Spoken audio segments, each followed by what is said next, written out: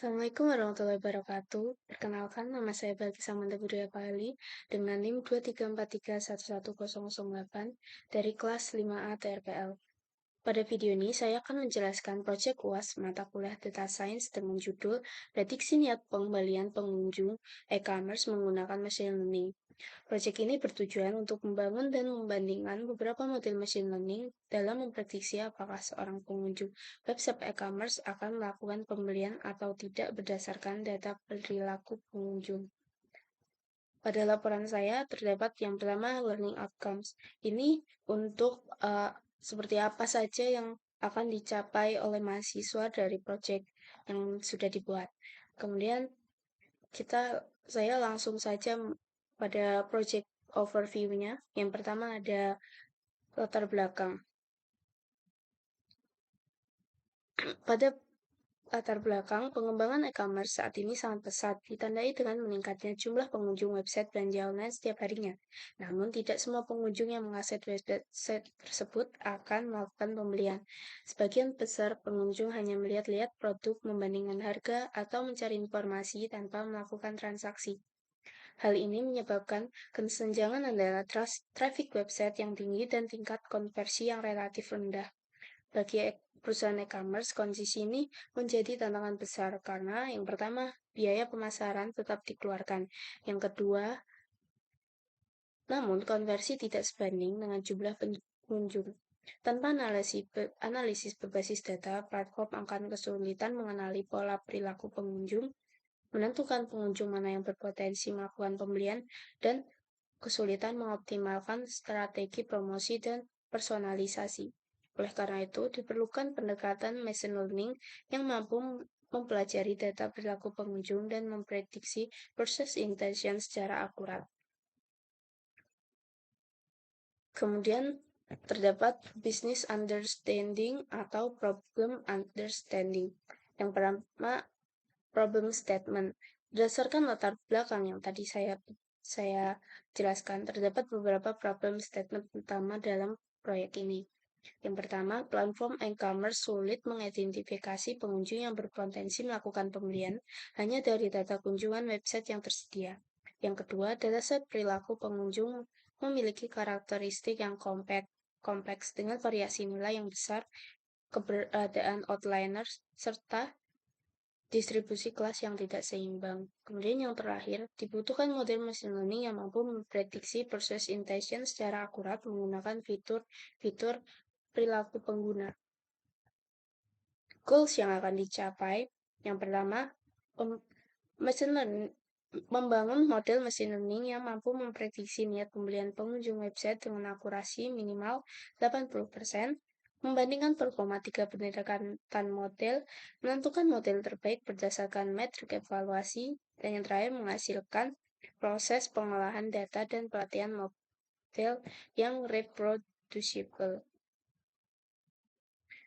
Kemudian di sini terdapat solution approach yang pada proyek ini pendekatan solusi dilakukan dengan membangun dan membandingkan 3 model klasifikasi, yaitu model baseline, model machine learning, dan model deep learning. Model pertama yang saya pilih yaitu logistic regression, karena model ini sederhana, mudah diinterpretasikan, dan sering digunakan untuk klasifikasi biner. Kemudian yang kedua, model random forest. Ini saya pilih karena mampu menangkap hubungan non-linear antara fitur perilaku pengguna yang tidak dapat ditangani oleh model linear. Kemudian deep learning ini saya pilih model multi-layer perception ini karena model ini sangat sesuai dengan data tabular dan mampu mempelajari pola non-linear yang lebih kompleks.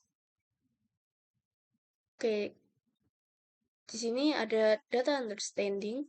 Yang pertama ini informasi dataset. Saya menggunakan dataset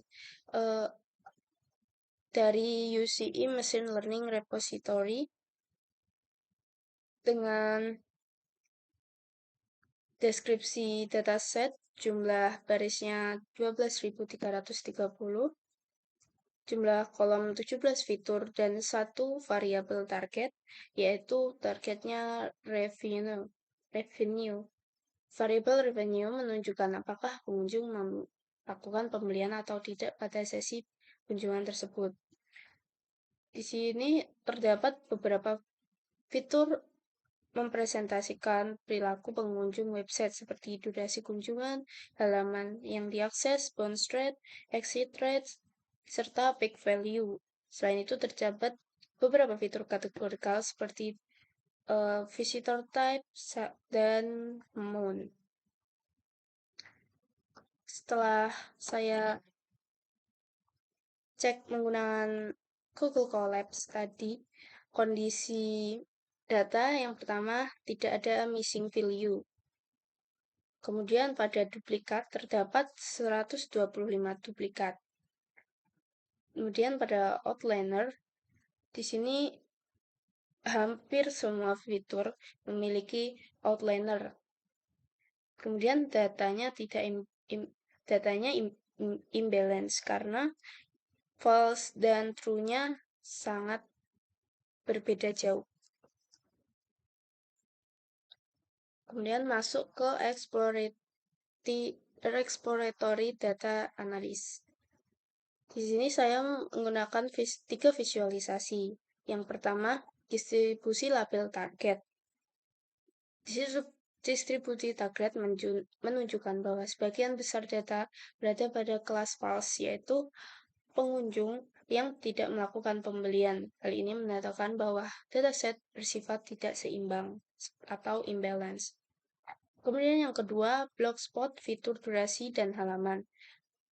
Di sini menunjukkan banyak sekali outliners pada fitur durasi, terutama product relate underscore durasi. Kemudian yang ketiga, ada heatmap korelasi antar fitur numerik. Heatmap menunjukkan korelasi kuat antara product relatable dan product relatable duration, baik peak value dengan kemungkinan pembelian, sedangkan bounce rate dan exit rate berkorelasi negatif. Kemudian yang kelima ada data preparation. Yang pertama ada data cleaning. Di sini saya melakukan pembersihan data pada data duplikat. Mohon maaf. Nih, pada data duplikat saya melakukan drop duplikat sebanyak 125 baris. Kemudian pada handling outliers saya tidak melakukan karena menghapus outliner berpotensi menghilangkan informasi penting terkait perilaku ekstrim pengguna.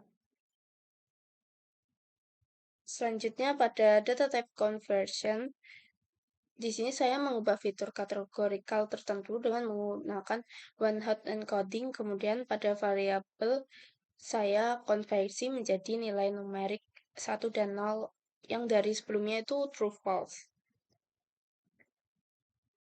Kemudian pada fitur engineer saya tidak melakukan pembuatan fitur baru, tidak melakukan fitur extraction, fitur selection, dimension reduction. Oke, masuk ke data transformation. Di sini karena dataset merupakan data tabular, jadi saya menggunakan encoding dan scaling. Pada encoding, fitur kategorikal pada dataset ditransformasi menggunakan one-hot encoding, sedangkan fitur type boolean dan variabel target diubah menjadi bentuk numerik 0 dan 1. Sini. Saya menggunakan encoding pada kolom visitor, type, dan mount. Dan begini hasilnya. Kemudian pada kolom weekend, saya ubah menjadi nilai biner 0 dan 1 juga karena sebelumnya true dan false. sama seperti kolom revenue atau kolom target. Di sini juga saya menjadikan integer atau bilangan biner. Selanjutnya saya melakukan scaling. Scaling ini saya menggunakan Robust Scaler. Namun di sini saya tidak scaling semua fitur numerik karena beberapa fitur numerik seperti regression, peak value, administrasi, information, ini dia dalamnya berupa data kode distrik atau kode yang seperti menggambarkan sesuatu yang sudah ada. Jadi di sini saya memisahkan antara yang di scaling dan tidak di scaling. Kemudian semua data yang sudah di encoding dan scaling tadi dimasukkan menjadi satu. Jadinya seperti ini. Data X underscore final. Kemudian selanjutnya, data splitting. Pembagian dilakukan menggunakan stratified split untuk menjaga proporsi kelas tetap konsisten. Di sini saya membagi menjadi 3. Yang pertama, data training sebanyak 80%, data validation sebanyak 10%, dan data testing sebanyak 10%.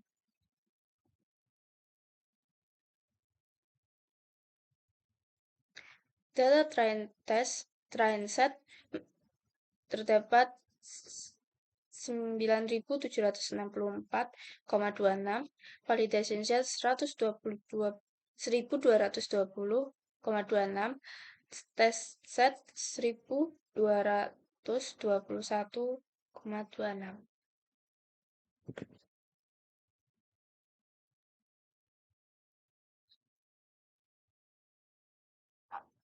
Kemudian masuk ke bab 6, yaitu modeling.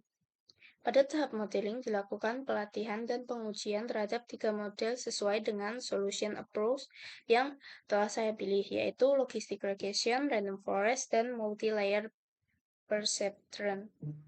Model pertama adalah logistic regression sebagai baseline model. Model ini dilatih untuk memberikan gambaran awal performa klasifikasi. Hasilnya menunjukkan bahwa logistic regression mampu mencapai akurasi yang cukup baik, namun masih memiliki keterbatasan dalam menangkap pola kompleks, terutama pada kelas pengunjung yang melakukan pembelian. Kemudian yang kedua, random forest.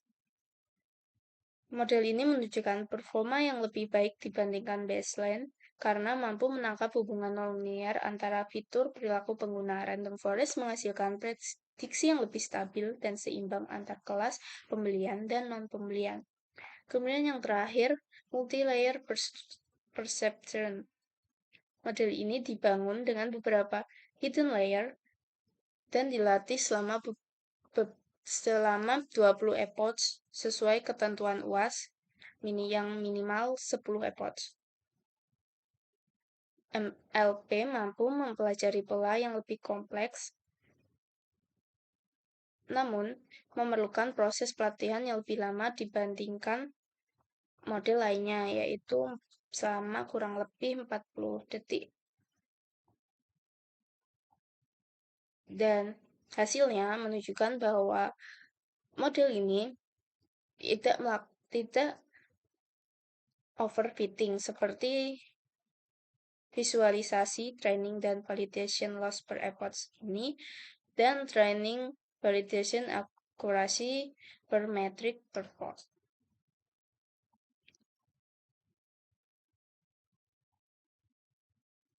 Kemudian pada evaluation,